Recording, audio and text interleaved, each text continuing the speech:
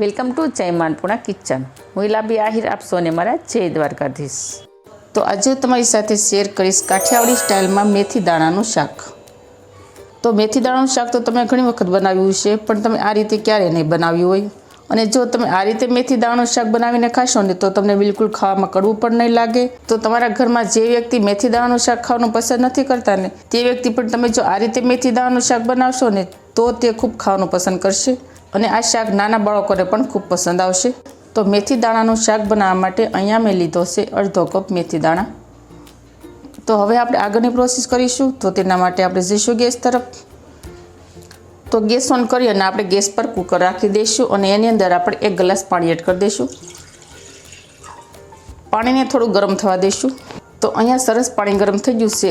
આ સ્ટેજ ઉપર આપણે મેથી દાણા એડ કરી દઈશું. 5 ચમચી મીઠું એડ કરી દઈશું. મીઠું એડ કરવાથી મેથી ઝડપથી બફાય છે. હવે આપણે કુકરનું ઢાંકણ બંધ કરી દઈશું. 2 વિસલ થાય ત્યાં સુધી આપણે મેથીને બાફી લઈશું. તો અહીંયા આપણી મેથી બફાય ત્યાં સુધીમાં આપણે બીજી પ્રોસેસ કરીશું. તો હવે આપણે લસણ અને મરચાંની પેસ્ટ તૈયાર કરવાની છે. તો તેના માટે અહીંયા મેં 10 જેટલી લસણની કળી લીધી છે અને 2 લીલા મરચાં લઈ લીધા છે મીડિયમ તીખા. ચોપ કરવા માટે ચોપર મશીન લઈ લીધું છે. લસણને આપણે ચોપર મશીનમાં એડ કરી દઈશું. મરચાંને પણ આપણે આ રીતે ટુકડા કરી અને એડ કરી દઈશું. ત્યારબાદ આપણે લઈ લઈશું 1 નંગ ડુંગળી.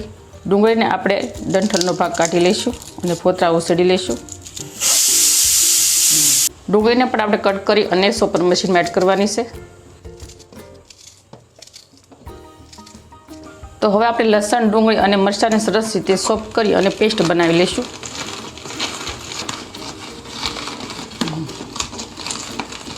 તો અહીંયા આપણે લસણ, ડુંગળી અને મરચાંને સરસ ચોપ કરી નાખ્યા છે. હવે આને અત્યારે આપણે સાઈડમાં રાખી દઈશું. તો અહીંયા 2 વિસલ થઈ ગઈ છે. હવે આપણે કુકરનું ઢાંકણ ખોલી નાખીશું. અને મેથી દાણા સરસ બફાઈ ગયા છે. જો ઇઝીલી રીતે ફોફી ઉસરી જાય છે. આપણે આ રીતે મેથી દાણાને બાફવાના છે. હવે આ મેથી દાણાને આપણે બાઉલમાં એડ કરી દઈશું. હવે આ રીતે મેથી દાણા બફાઈ જાય એટલે આપણે તેને બીજા બાઉલમાં ટ્રાન્સફર કરી દેવાના અને ત્યારબાદ પાણી એડ કરવાનું. અને હાથ વડે આપણે મસળી લઈશું અને ઉપરની ફોફી આપણે ઉતારી લેવાની છે. એ રીતે આપણે મેથીને વોશ કરવાની છે. જુઓ, તમે જોઈ શકો છો. અને જો આ રીતે આપણે હાથ વડે મિક્સ કરશું એટલે ઉપર ફોફી આવી જાય છે. અને આ પાણી આપણે કાઢી લેવાનું છે. એકવાર આ રીતે મેથી વોશ થઈ જાય એટલે આપણે બીજી વાર પાણી એડ કરી દઈશું. જો ઉપર હજુ ફોફી આવે છે.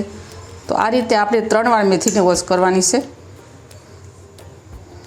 આ રીતે તમે 3 વાર મેથીને વોશ કરશો એટલે ઉપરની ફોફી બધી આવી જશે પાણીમાં. તો અહીંયા આપણે મેથીને વોશ કરી અને મેથી દાણાની ઉપરથી ફોફી પણ ઉસળી ગઈ છે. જુઓ, તો આ રીતે તમે મેથીનું શાક બનાવશો ને તો મેથીનું શાક બિલકુલ કડવું પણ નહીં લાગે અને નાના મોટા બધા ખાવાનું પસંદ કરશે. તો આ રીતે આપણે મેથીની ફોફી ઉતાર્યા બાદ આપણે જઈશું ગેસ તરફ. તો ગેસ ઓન કરી અને આપણે ગેસ પર પેન રાખી દઈશું અને આપણે મેથીના શાકનો વઘાર કરવાનો છે. તો આપણે કઈ રીતે વઘાર કરીશું તે જોઈ લઈશું. તો આપણે 5 ચમચી જેટલું તેલ એડ કરી દઈશું. મેથીના શાકમાં થોડું તેલનું પ્રમાણ વધારે રાખવાનું જેથી શાકનો દેખાવ સરસ આવે અને મેથીનું શાક ખાવાની મજા આવે. તો મેથીનું શાક આપણે રસાવાળું જ બનાવવું પડે તો જ મેથીનું શાક ખાવાની મજા પડે. કારણ કે મેથીના શાકની અંદર આપણે રોટલાનું સૂરમું કરી અને ખાતા હોઈએ છીએ. તેલ ગરમ થઈ જાય એટલે આપણે અડધી ચમચી રાઈ જીરું એડ કરી દઈશું. રાઈ જીરું ફૂટવા દઈશું. તો રાઈ જીરું ફૂટી જાય એટલે આપણે સૂકા મસાલા એડ કરી દઈશું. સૂકા મસાલામાં અહીંયા મેં લીધું છે તંબાલપત્ર અને 2 સૂકા લાલ મરચાં. તેને આપણે એડ કરી દઈશું. 5 ચમચી હિંગ એડ કરી દઈશું. ત્યારબાદ આપણે લસણ, ડુંગળી અને મરચાંની પેસ્ટ તૈયાર કરી હતી તે આપણે એડ કરી દઈશું. પેસ્ટને આપણે થોડી સતળાવા દઈશું જેથી લસણ, ડુંગળી અને મરચાંમાંથી કસાશ દૂર થઈ જાય. તો જો અહીંયા રતાશ જેવો કલર આવી ગયો છે. હવે આપણે રૂટિંગ મસાલા એડ કરી દઈશું. તો રૂટિંગ મસાલામાં આપણે સ્વાદ અનુસાર મીઠું એડ કરી દઈશું. 5 ચમચી હળદર એડ કરી દઈશું. 2 ચમચી જેટલું લઈ લઈશું આપણે લસણવાળું મરચું. લસણવાળું મરચું મેં અહીંયા ખાણીમાં ખાંડી અને તૈયાર કરી નાખ્યું હતું. ત્યારબાદ આપણે સ્વાદને બેલેન્સ કરવા માટે 1 ચમચી જેટલી ખાંડ એડ કરી દઈશું. ખાંડ એડ કરવાથી સ્વાદમાં બેલેન્સ જળવાઈ રહે છે અને શાક ખાવામાં મીઠું લાગે છે અને મેથીનું શાક ખાવામાં બિલકુલ કડવું નહીં લાગે. અડધી ચમચી ધાણા જીરું પાવડર એડ કરી દઈશું. સરસ રીતે મિક્સ કરી દઈશું. હવે આ રીતનો વઘાર તૈયાર થઈ જાય એટલે આપણે આ સ્ટેજ ઉપર વોશ કરેલી મેથી એડ કરી દઈશું. સરસ રીતે મિક્સ કરી દઈશું. થોડું લીલું લસણ એડ કરી દઈશું. લીલું લસણ શાકમાં એડ કરવાથી શાકનો સ્વાદ બમણો થઈ જાય છે. હવે શાકને આપણે થોડું ખાટું મીઠું બનાવવા માટે લઈ લઈશું આપણે અડધો કપ જેટલી છાશ. તો આપણે જેટલી મેથી લીધી હતી એટલી જ આપણે છાશ લેવાની છે. ત્યારબાદ આપણે શાકને થોડું રસાદાર બનાવવા માટે આપણે લઈ લઈશું 2 કપ જેટલું પાણી. શાકમાં થોડો કલર લાવવા માટે આપણે લઈ લઈશું 5 ચમચી કાશ્મીરી લાલ મરચું. મિક્સ કરી દઈશું. હવે આ શાકમાં થોડી થિકનેસ લાવવા માટે મતલબ થોડોક રસો ઘાટો થવા માટે આપણે શાકને થોડુંક ખરસાવા માટે રાખી દઈશું.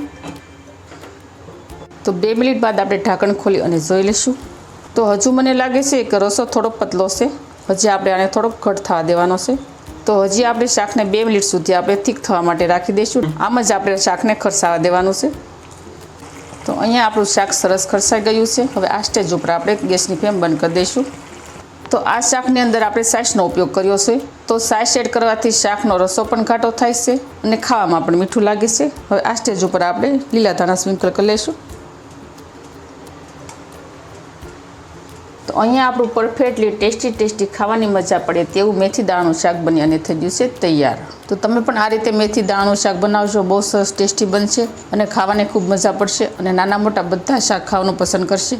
તો આ શાક આપણે અઠવાડિયામાં એકવાર તો ખાવું જ જોઈએ. મેથી દાણાનું શાક ખાવાથી આપણા શરીરમાં એનર્જી વધે છે અને ગોઠણ અને સાંધાનો દુખાવો મટે છે. તો આ રીતે તમે મેથી દાણાનું શાક બનાવી અને રોટલાનું સુરમું કરી અને ખાઈ શકો છો. બહુ સરસ ખાવાની મજા પડે. તો તમને આ કાઠિયાવાડી મેથીનું શાકની રેસીપી કેવી લાગી તે મને કમેન્ટ કરીને જરૂર કહેજો. અને મારી આવી જ નવી રેસીપી શીખવા માટે જય માનપુણા કિચનને સબસ્ક્રાઈબ કરી દેજો. વિડીયોને એક લાઈક જરૂર કરજો અને ફ્રેન્ડ અને ફેમિલીમાં વધુને વધુ શેર કરજો. તો આવજો, ફરી મળીશું આવી નવી રેસીપી શીખવા માટે. ત્યાં સુધી થેન્ક યુ. જય દ્વારકાધીશ, જય સિયારામ, ધન્યવાદ.